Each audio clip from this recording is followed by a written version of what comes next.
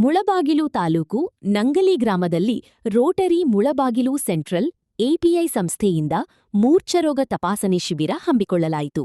ಈ ಕಾರ್ಯಕ್ರಮದಲ್ಲಿ ಜನಸಾಮಾನ್ಯರಿಗೆ ಮೂರ್ಛರೋಗದಿಂದ ಬರುತ್ತಿರುವ ರೋಗಿಗಳಿಗೆ ಚಿಕಿತ್ಸೆ ನೀಡಲಾಯಿತು. ತಜ್ಞರು ಡಾ ಸತೀಶ್ ರುದ್ರಪ್ಪ ಆಗಮಿಸಿ ರೋಗಿಗಳಿಗೆ ಸೂಕ್ತ ಚಿಕಿತ್ಸೆ ನೀಡಿದರು. ಈ ಕಾರ್ಯಕ್ರಮದಲ್ಲಿ ಮುಳಬಾಗಿಲು ಸೆಂಟ್ರಲ್ ರೋಟರಿ ಅಧ್ಯಕ್ಷರಾದ ಶ್ರೀನಿವಾಸ್ ರೆಡ್ಡಿ, ಡಾ ಸತೀಶ್ ರುದ್ರಪ್ಪ, ಸಮಾಜ ಸೇವಕರು ಗೊಲ್ಲಹಳ್ಳಿ ಪ್ರಭಾಕರ್, ಡಾ ರಾಮಯ್ಯ, ಸಾರ್ವಜನಿಕರು ಆಗಮಿಸಿದರು. ತಾಲೂಕಿನ ನಂಗಲಿ ಸರ್ಕಾರಿ ಆಸ್ಪತ್ರೆಯಲ್ಲಿ ಮತ್ತು ನಮ್ಮ ರೋಟರಿ ಶಾಲೆ ಕಾಂಪೌಂಡ್ನಲ್ಲಿ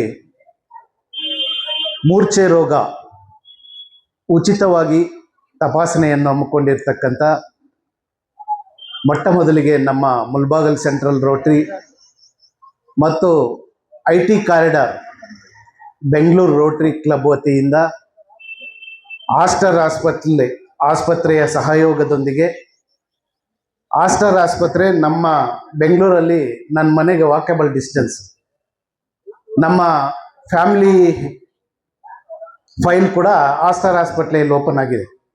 ಯಾಕೆಂತಂದರೆ ತುಂಬ ಒಳ್ಳೆ ಲ್ಯಾಬ್ಸ್ ಇದೆ ಅಲ್ಲಿ. ಬಹಳ ಪ್ರತಿಷ್ಠವಾದ ವೈಟ್ಫೀಲ್ಡಲ್ಲಿ ಹೆಸರುವಾಸಿಯಾಗಿರ್ತಕ್ಕಂಥ ಆಸ್ಟರ್ ಆಸ್ಪತ್ರೆಯಿಂದ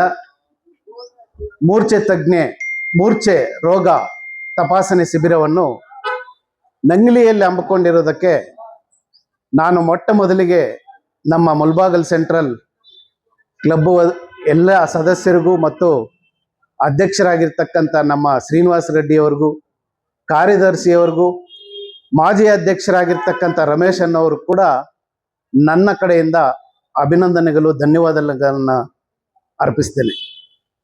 ಯಾಕೆಂತಂದರೆ ಮೊದಲಿಗೆ ನಾವು ನೋಡ್ತಾ ಇದ್ವಿ, ಸ್ಕೂಲ್ಗೆ ಹೋಗುವಾಗ, ಆಟ ಆಡುವಾಗ ಯಾರೋ ಒಬ್ಬರು ಬಿದ್ದೋಗ್ತಾ ಇದ್ರು, ಮೂರ್ಛೆ ಬಂದು ಪ್ರಜ್ಞೆ ಇಲ್ದಿರ ಆಗ್ಬಿಡ್ತಾ ಇದ್ರು. ಆವಾಗ ನಾವೇನಾದರೂ ಒಂದು ಕಬ್ಬಿನ ಇದಕ್ಕೆ ಸಂಬಂಧಪಟ್ಟಂತೆ ನಾವು ಎತ್ಕೊಂಡೋಗಿ ಅವ್ರ ಕೈಗೆ ಕೊಟ್ಟರೆ ಅವ್ರಿಗೆ ಪ್ರಜ್ಞೆ ಬರೋದು. ಈಗಿನ ಕಾಲದಲ್ಲಿ BP ಶುಗರ್ ಕಾಮನ್ ಆಗೋಗಿದೆ.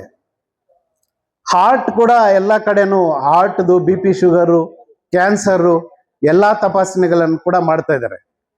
ಈ ಮೂರ್ಛೆ ರೋಗಕ್ಕೆ ತುಂಬ ಅಪರೂಪ.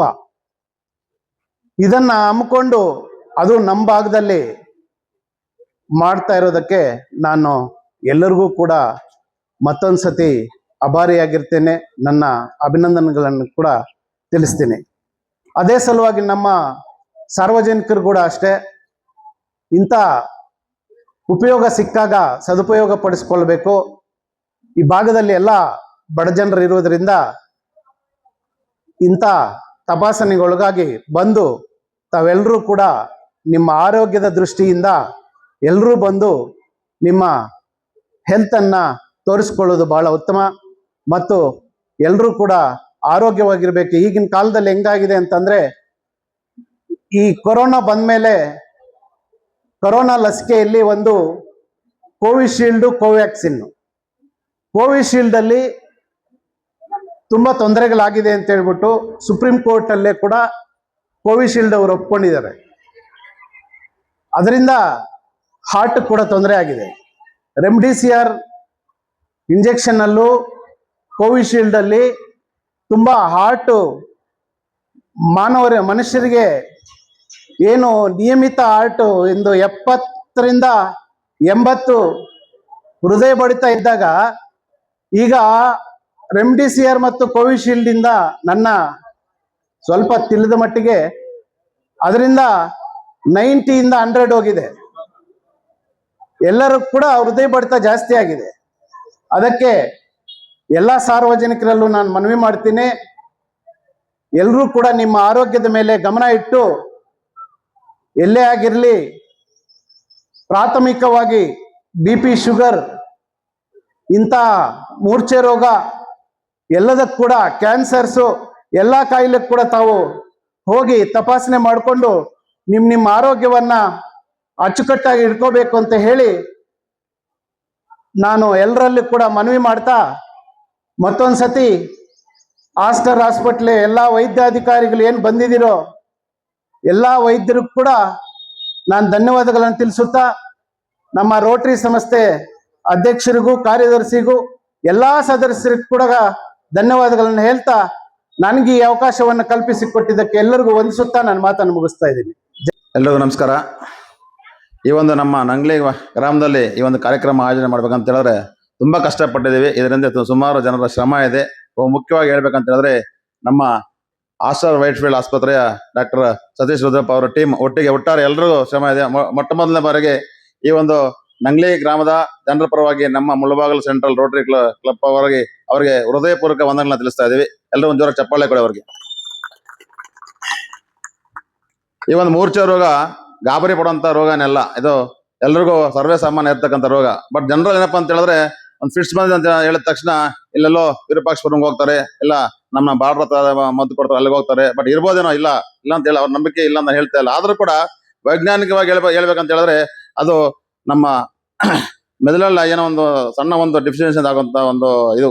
ಅದರಿಂದ ಅದು ಟೆಕ್ನಿಕಲ್ ಆಗಿ ಅದಕ್ಕೆ ಏನು ಟ್ರೀಟ್ಮೆಂಟ್ ಕೊಡಬೇಕು, ಅದು ಯಾವ ತರ ಅದನ್ನ ನಾವು ಗುಣಪಡಿಸಬಹುದು ಅನ್ನೋ ಒಂದು ನಿಟ್ಟಿನಲ್ಲಿ ನಮ್ಮ ಆಸ್ಟರ್ ವೈಟ್ಫೀಲ್ಡ್ ಹಾಸ್ಪಿಟಲ್ ಮತ್ತು ಇಡೀ ರೋಟರಿ ತಿರುವಣ್ಣಾಮಲೈ ಜಿಲ್ಲೆ ಸಹಯೋಗದೊಂದಿಗೆ ಈ ಒಂದು ಮೂರ್ಛೆ ರೋಗ ಪೂರ್ತಿ ನಿರ್ಮೂಲನೆ ಮಾಡಬೇಕು. ಯಾವ ತರ ರೋಟರಿ ನಮ್ಮ ಇಡೀ ಪ್ರಪಂಚದಲ್ಲಿ ಪೋಲಿಯೋ ಒಂದು ನಿರ್ಮೂಲನೆ ಮಾಡಿದೆ, ಅದೇ ತರ ಒಂದು ಈ ಮೂರ್ಛೆ ರೋಗನ ಕೂಡ ನಿರ್ಮೂಲನೆ ಮಾಡ್ಬೇಕಂತ ಪಣ ತೊಟ್ಟು ವಿಶ್ವದಲ್ಲೇ ಪ್ರಪ್ರಥಮ ಬಾರಿಗೆ ನಮ್ಮ ಕೋಲಾರ ಡಿಸ್ಟಿಕ್ ಅಲ್ಲಿ ಒಂದು ಎಲ್ಲ ವೆಲ್ ಎಕ್ವಿಪ್ಡ್ ವೆಹಿಕಲ್ ಅನ್ನ ರೆಡಿ ಮಾಡಿ ಲಾಸ್ಟ್ ಮಂತ್ ನಮ್ಮ ಜಿಲ್ಲಾಧಿಕಾರಿಗಳ ಕೈಯಲ್ಲಿ ಅದನ್ನ ಅನಾವರಣಗೊಂಡ್ವಿ, ಉದ್ಘಾಟನೆಗೊಳಿಸಿ.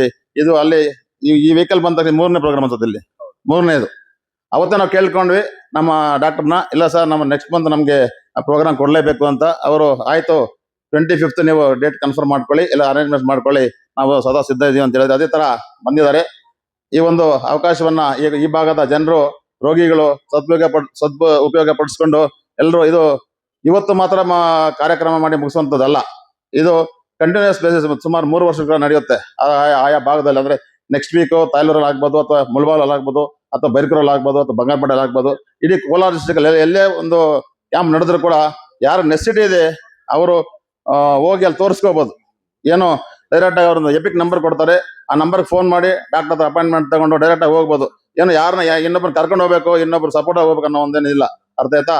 ಈ ಒಂದು ಭಾಗದಲ್ಲಿ ಇರೋ ಎಲ್ಲ ರೋಗಿಗಳು ಈ ಒಂದು ಕಾರ್ಯಕ್ರಮವನ್ನು ಬಂದಿದ್ದೀರಾ, ಎಲ್ರಿಗೂ ಕೂಡ ಮತ್ತೊಮ್ಮೆ ಸ್ವಾಗತವನ್ನ ಹೇಳ್ತಾ, ಹಾಗೂ ಈ ಒಂದು ಕಾರ್ಯಕ್ರಮಕ್ಕೆ ನಮ್ಮ ಮೀಡಿಯಾ ಮಿತ್ರರು ಬಂದಿದ್ದಾರೆ, ಅವ್ರಿಗೂ ಸ್ವಾಗತವನ್ನ ಹೇಳ್ತಾ, ನಮ್ಮ ಕನ್ನಡ ಹೋರಾಟಗಾರರು ಮಧುರ್ ಬಂದಿದ್ದಾರೆ, ಅವರಿಗೆ, ನಮ್ಮ ಟ್ರೆಜರರ್ ರಮೇಶ್ ಅವರಿಗೆ, ನಮ್ಮ ಹಿರಿಯ ಸದಸ್ಯರು ವರ್ಧನ್ ಅವರಿಗೆ ಬಂದಿದ್ದಾರೆ, ನಮ್ಮ ಪತ್ರಿಕಾ ಮಾಧ್ಯಮದವರು ನಮ್ಮ ನರಸಿಂಹನವರು ಬಂದಿದ್ದಾರೆ. ಎಲ್ರಿಗೂ ಕೂಡ ಮತ್ತೊಮ್ಮೆ ನಮ್ಮ ಆಶಾ ಕಾರ್ಯಕರ್ತರು ಬಂದಿದ್ದಾರೆ, ನಮ್ಮ ವೈದ್ಯಾಧಿಕಾರಿಗಳು ಬಂದಿದ್ದಾರೆ. ಎಲ್ರಿಗೂ ಕೂಡ ರೋಟರಿ ಕ್ಲಬ್ ಕಡೆಯಿಂದ ಎಲ್ರಿಗೂ ಮತ್ತೊಮ್ಮೆ ಹೃದಯಪೂರ್ವಕ ಸ್ವಾಗತವನ್ನು ಹೇಳ್ತಾ ನಾನು ಮಾತು ಮುಗಿಸ್ತಾ ಇದ್ದೀನಿ. ಜೈ ಹಿಂದ್, ಜೈ ಕರ್ನಾಟಕ.